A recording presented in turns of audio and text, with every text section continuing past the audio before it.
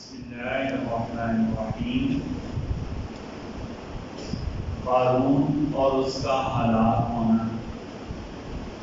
حضرت موسیٰ علیہ السلام کو جن لوگوں نے بہت زیادہ تنگ کیا، جو لوگ آپ کی توحید کی اور دین کی دعوت میں رکاوٹ بنے، ان میں ایک نام قارون کا بھی ہے۔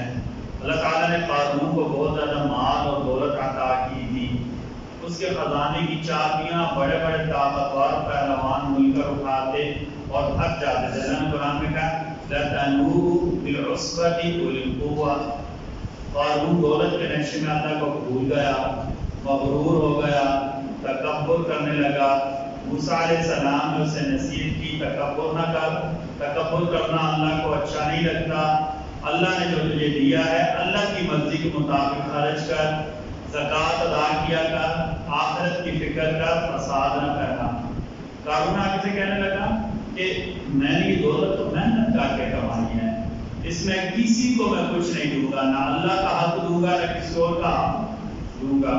قارون کا غرور جب حد سے بڑھنے لگا اور وہ موسیٰ علیہ السلام کے خلاف سازشیں کرنے لگا تو ایک دن اللہ تعالیٰ نے اس کے مال دولت محل کے ساتھ اسے زمین میں دھسا دیا۔ فَخَسَفْنَا بِهِ وَبِدَارِهِ الْأَرْضَ، اللہ نے کہا ٹھیک ہے، کوئی بھی اسے اللہ کے عذاب سے نہ بچا سکا۔ لوگوں نے اسے بڑی عبرت حاصل کی۔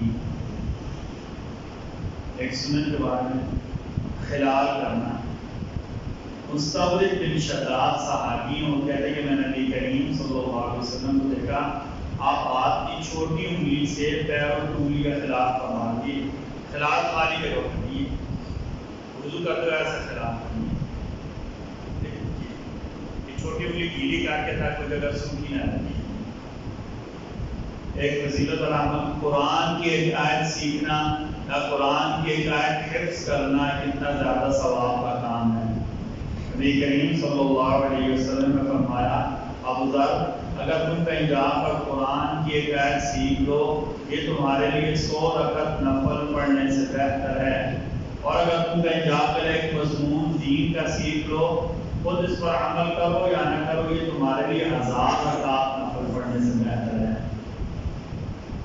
یہ گناہ کے بارے میں بغیر علم کے فتویٰ دینا۔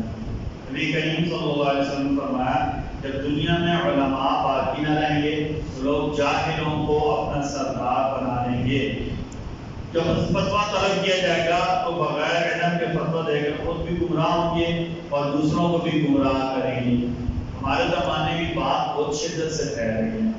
تو لوگ چند زبان ہوتے ہیں، اردو مثلا اچھا بولنا سیکھ لیا، کچھ اچھا الفاظ سیدھے کرنا سیکھ لیے، وہ اپنے آپ کو بڑے لوگوں میں شمار کرنا شروع ہو جاتے ہیں۔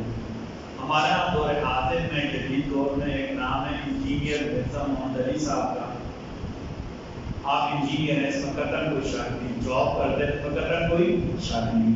انہیں کہ بات یاد رکھیں، ایک بندہ اگر انجینئر ہے تو ضروری نہیں ہے وہ دوسرے کسی کام کا بھی ماہر ہو، ہونا تو ہی چاہیے جو بندہ انجینئر ہے اپنے شعبے میں ترقی کرتا، اپنی انجینئرنگ میں کمال پیدا کرتا۔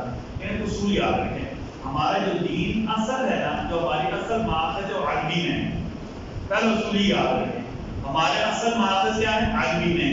پھر جب بھی ہم دین پڑھتے تو ہمیں کچھ اصول یا ضوابط پڑھنے ہوتے ہیں، ٹھیک ہے؟ ان اصول یا ضوابط وہ بھی سارے کے سارے کیا عربی، مثلا کوئی حدیث اس کو پرکھنے کے لیے جرح و تعدیل، اسماء و رجال ایک باقاعدہ علم ہے اور مشکل ترین علوم میں سے وہ سارے کا سارا عربی میں ہے۔ تو میں نے کئی بار خود سنا، ہمارے جو انجینئر صاحب ہیں وہ عربی متن غلط پڑھ رہے تھے، حتیٰ کہ کتابوں کے جو نام ہیں وہ بھی غلط پڑھ رہے تھے۔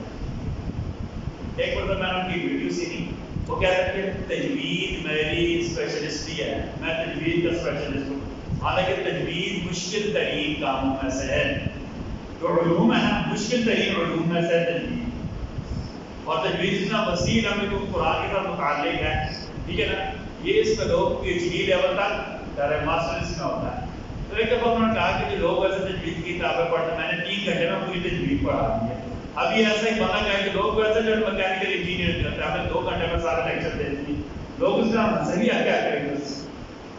اچھا، اب ان جناب نے کیا کیا، اللہ معاف کر دے، جب کبھی علمی ہوتی ہے نا، چھوٹا برتن اس میں ہاتھ سے زیادہ ڈالیں تو وہ ہٹ جاتا ہے۔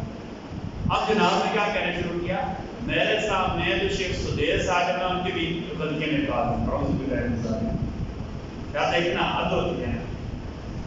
اب یہ ایسا ہے کہ بندہ نیا نیا ایم ایس سی فزکس کیا وہ گیا ڈاکٹر قدیر کو کیا کر میرے سامنے آیا نا بس یہ غلطیاں نکال دوں گا۔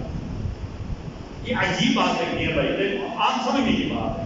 ایک بندہ جو متن کہتا ہے نا، متن یہ جو لکھا ہوتا ہے نا، جو عبارت لکھی کس کو صحیح، یہ مشکل ترین کام ہے، ایسا پتا آپ کو؟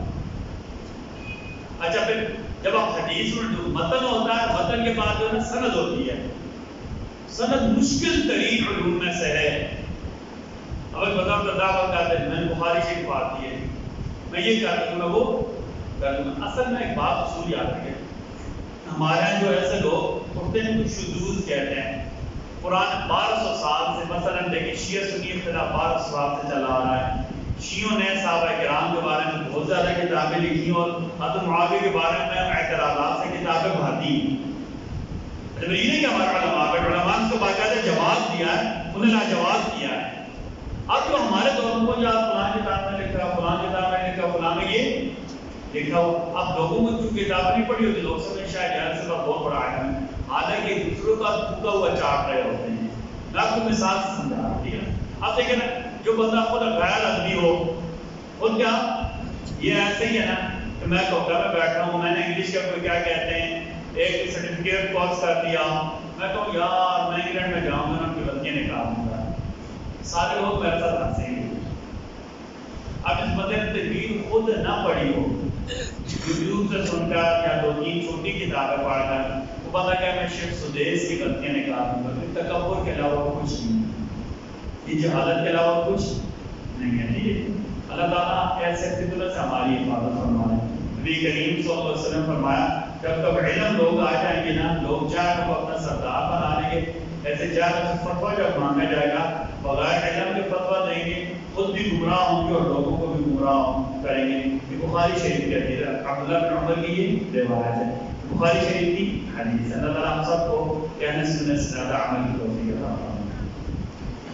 بسم اللہ الرحمن الرحیم، بسم اللہ والصلاة والسلام علی رسول اللہ، بسم اللہ وعلی ملت رسول اللہ، ربنا تقبل منا انک انت السمیع العلیم وتب علینا انک انت التواب الرحیم برحمتک یا ارحم